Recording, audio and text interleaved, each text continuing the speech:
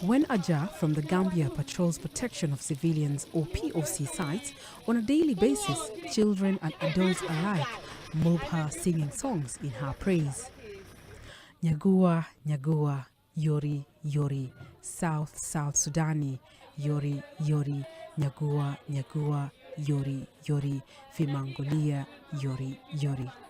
Beautiful girl, Yori, Yori. They sing as they trail her everywhere she goes, sometimes holding her hand. I started working with these people in the POC, building trust, buying biscuits for these children, telling them the truth that is in me, not giving them lies, not giving them hope on anything. So they said, we'll give you a name, a Sudanese name. And I asked them, what is that Sudanese name? They said, Nyagwa. And I asked them, what is the meaning of Nyagwa? They said, Nyagwa is a good girl, a clean-hearted girl, and a beautiful girl. So that's why they call you Nyagwa. Says Ajan Diembie during one of her visits to protection of civilian site that is home to close to over 39,000 displaced and is located in South Sudan's capital, Juba. On a typical day, Aja visits the POC site manager's office and is briefed on going over a 24-hour period. She recently followed up on a domestic violence issue between a couple who fought each other bitterly in the POC site. A house visit at the couple's home to help resolve differences revealed that the couple were not at home. They had left to seek help from a close family.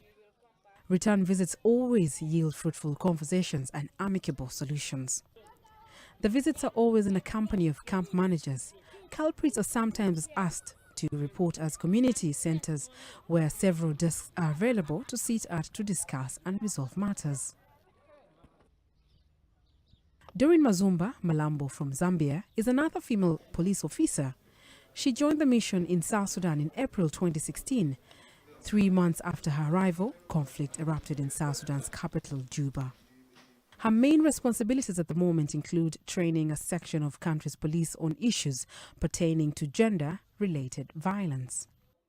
A year ago, when conflict erupted in early July, Doreen was immediately deployed to a protection of civilian site to monitor on reports of gender-based violence on arriving displaced.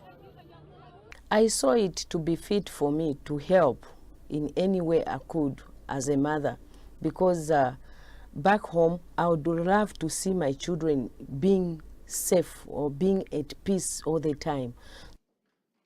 Both Aja and Doreen are part of the UNPOL Women's Network, which held 2-day seminars in Juba under the theme Strengthen, Unite, and Raise the Capacity of Women in UNMISS.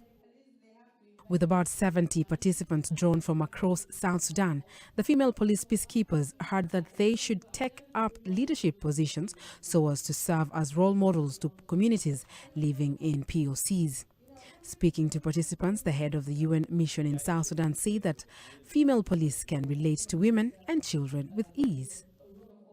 Well, I think what they do is they have a much better ability to relate to women. They can walk into houses, chat to children, chat to women, and not be seen as a threat.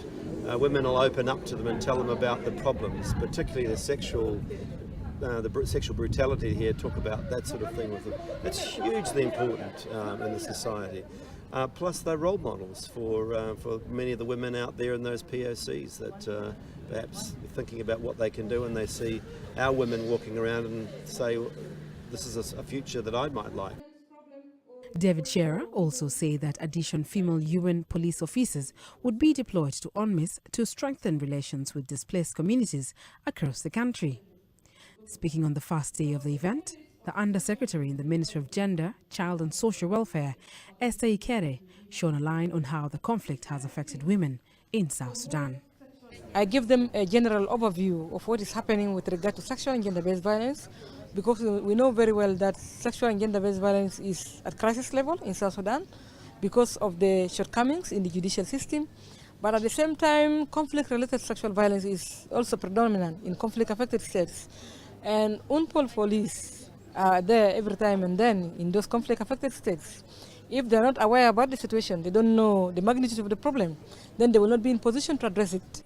As both Doreen and Ajah continue to take on the challenge of assisting South Sudan's struggling populations, their work with displaced communities could continue to earn them more praise and songs, as Ajah has heard when the displaced sing Nyagua, Nyagua every time they see her.